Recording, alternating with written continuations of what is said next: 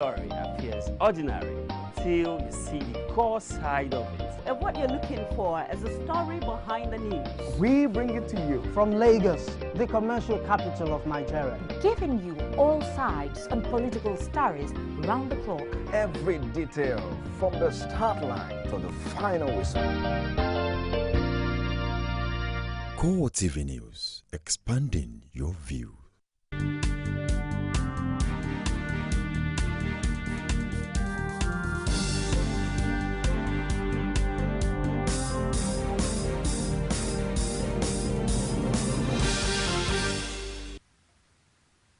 Welcome to CoreTV News on the Hour. I am Ebulomo Adekunle. Jos, the violence-prone capital of Plateau State, was rocked by multiple explosions. The tragedy, which ripped through the terminus market, reportedly killed scores of traders and customers in the commercial area. CoreTV News gathered that the first bomb blast went off in the market located at Jos Railway Terminus at the back of the popular Ahmadu Bello Way at about 2:30 p.m., while the second explosion followed about 30 minutes later.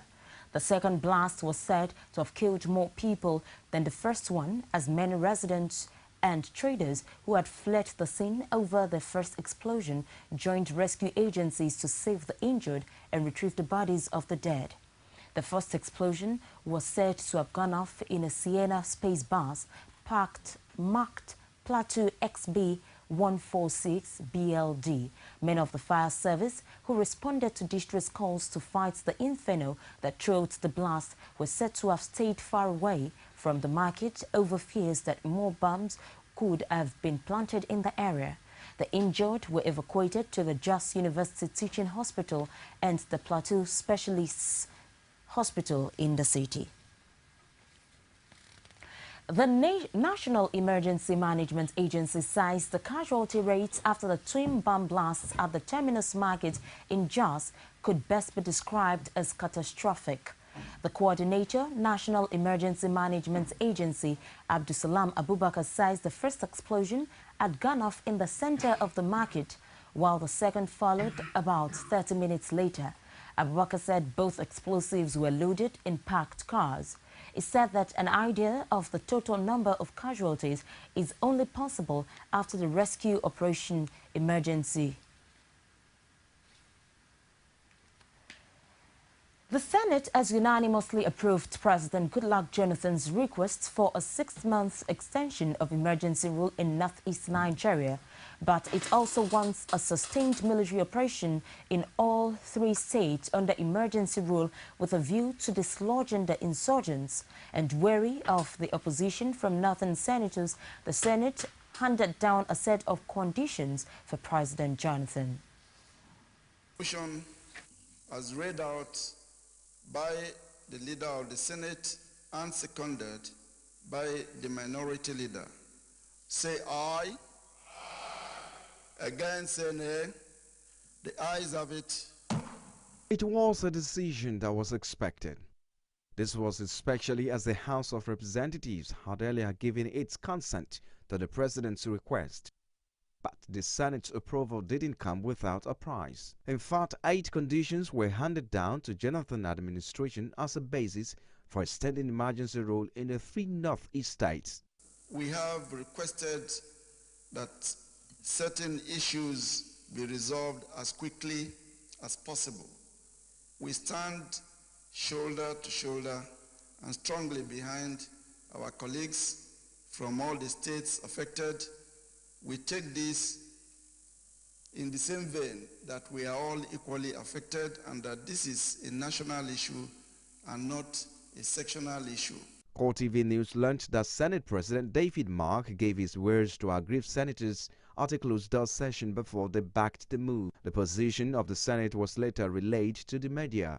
We also urged the President to prepare and submit to the National Assembly supplementary budget to meet any financial requirements that will combat this insurgency, because we are aware that with what is going on now, maybe whatever we have put in the budget, which is due to be signed, I think, in a day or 2, if it's not going to be sufficient, that the President can bring in a supplementary budget so that we will make sure that we deal with this problem once and for all. To assuage the feelings of senators who were opposed to extending emergency rule, it wants the Jonathan administration to introduce a Marshall Plan for affected areas. The Senate also encouraged the President to send in a request supplementary budget to meet military and security needs in the region. Victims and residents of Sabongeri in Kano are recounting their losses after a suicide bomb attack that killed 5. Some residents say they would not be frightened by the attacks. Stephen Unwogo lost 2 daughters to the explosion. It's a bomb blast and it affected my 2 daughters, and they are my future. They are my future. I'm confused. I don't even know where I will start, and I don't even know where I will begin in my life. Right now I'm going to Kano, and I'm even close to where the bomb explosion is. And I used to enter there. So the only thing I can say now, I will just only say, let everybody in Nigeria, not even Kano, all the Nigerians, we have to be praying, Christian and Muslim, we have to be praying for us to stay peace in Nigeria. I live in Kano and I do my business there. The bomb cannot scare me. That's what I'm saying. I encourage all Nigerians to do so. We will not run for our country because of somebody we don't know or somebody who feels he can scare us with whatever he's planning. Nigeria Supreme Council for Islamic Affairs, Ekiti State Chapter, held a procession demanding the release of over 200 girls abducted in Chibok. Ekiti State correspondent Rashid was at the protest rally, and his report is presented from our studios. Protest and condemnation have continued over the abduction of over 200 schoolgirls abducted in Chibok, Borno State. Many more Nigerians are adding their voices to the demand that has attracted global attention and military interventions. The Muslim community in Ekiti State condemned the act, demanding for an unconditional release of the girls. We demand for the safe release of the abducted girls, adding that government should do everything possible to release these girls, including negotiation. Ekiti State Muslims strongly condemn religious interpretation of Boko Haram activities. The entire Muslim community in Ekiti State regard the abduction of Chibok girls as national tragedy. The Boko Haram should not be called or referred to as an Islamic group. The protest started at Faji Park with Muslim students, women and men saying the Boko Haram ideology is totally against the tenets of the religion. The Prophet said in a hadith that learning knowledge is compulsory from birth to death. So how can somebody now come out and say that seeking for knowledge is haram in Islam? No. Islam is based on knowledge. In fact, our greatest asset in Islam is knowledge. Boko Haram, as we know it, it's an aberration in Islam. They are an insurgent, and they are in no way representing the Muslim community of Nigeria. They should release the girls unconditionally, because this is seriously against the principle of Islam. Various groups that participated in the protest called on the abductors to release the schoolgirls. We are appealing to federal government, Boko Haram, and all the people supporting this issue. We are appealing to them for Allah's sake to release our children. I'm pleading with the Nigeria government to hasten the release of our abducted girls. Please bring back our girls. The clerics at the rally admonished members of the Boko Haram sect to change their ways. We are telling the Boko Haram people to stop this, to stop their activities. Based if they know that they are really Muslim, Islam doesn't preach violence. The protesters ended the rally at Ado-Ekiti Central Mosque and prayed for the safe return of the girls. They also prayed for the military personnel involved in the search for the girls. Members of the Lagos State House of Assembly have cautioned the federal government over planned negotiation with the Boko Haram sect for the release of the abducted schoolgirls. The federal government has been under increasing pressure to negotiate with Boko Haram insurgents so as to regain the custody of the abducted schoolgirls. The chairman, Public Accounts Committee, Dayo Fafunwa, advised the government to be careful in accepting the offer of the insurgents. Chairman, House Committee on Establishment and Training, Omoumi Edit, says the government should not consider negotiating the innocent schoolgirls for the release of criminals. On his part, Chairman, House Committee on Service and Special Duties, Ipuola Omishure, says the government should increase intelligence gathering rather than negotiating with the sect, adding that security personnel should be strengthened to ensure that they were always ahead in terms of intelligence rather than dialogue with the sect. The All Progressives Congress has fixed the date of its national convention for the 13th and 14th of next month in Abuja. The party, at the end of its National Executive Council at the Federal Capital City, also raises concerns about what it described as the federal government's insincerity in the fight against the Boko Haram and search for the abducted girls. It's accused the Goodluck Jonathan's administration of not reaching out to it on how to forge a common front against Boko Haram. The nation's leading opposition party says it remains committed to a non-partisan approach to end the scourge of Boko Haram despite the federal government's partisanship. An Abuja Federal High Court has declined jurisdiction in a suit filed by suspended CBN Governor Sanusi Lamido Sanusi. The court has transferred the case to the National Industrial Court for determination. Delivering judgment, Justice Gabriel Kolawole held that the plaintiff's suit was a matter within the purview and exclusive jurisdiction of the President of the National Industrial Court to resolve.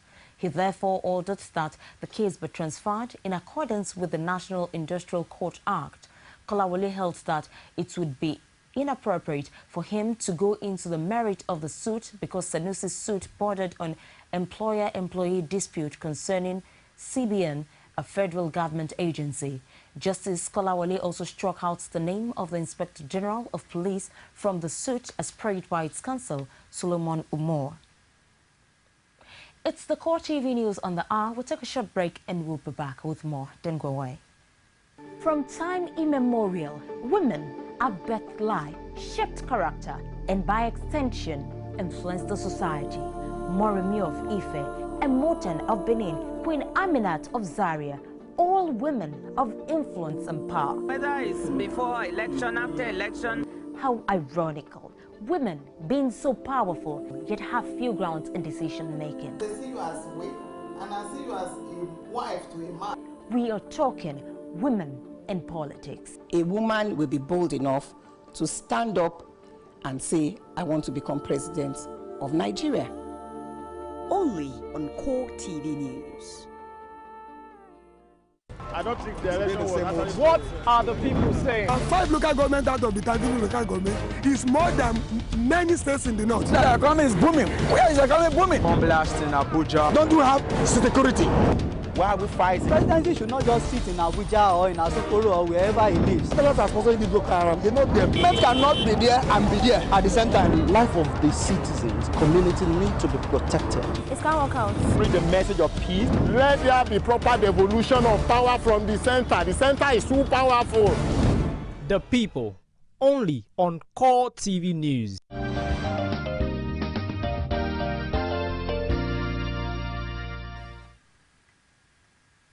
Thank you so much for being there. And for more information on our news and other programs, visit us on our Facebook page, facebook.com/CoreTV News.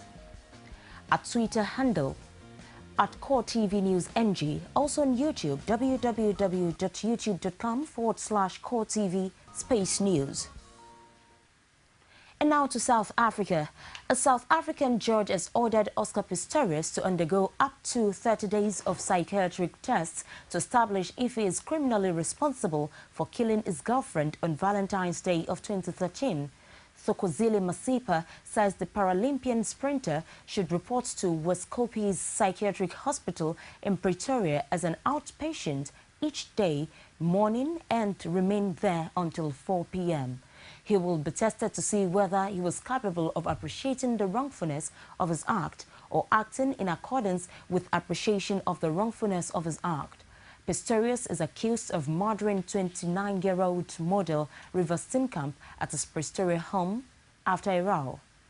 That the accused present himself as an outpatient to the medical superintendent of the Vetcopis Hospital on 26 May 2014 at 9 o'clock in the morning, and on every weekday thereafter for a period not exceeding 30 days, following psychiatrists inquire into whether the accused, by reason of mental illness or mental defect, was at the time of the commission of the offense criminally responsible for the offenses charged, whether he was capable of appreciating the wrongfulness of his act or of acting in accordance with an appreciation of the wrongfulness of his act. Postponed to 30 June 2014.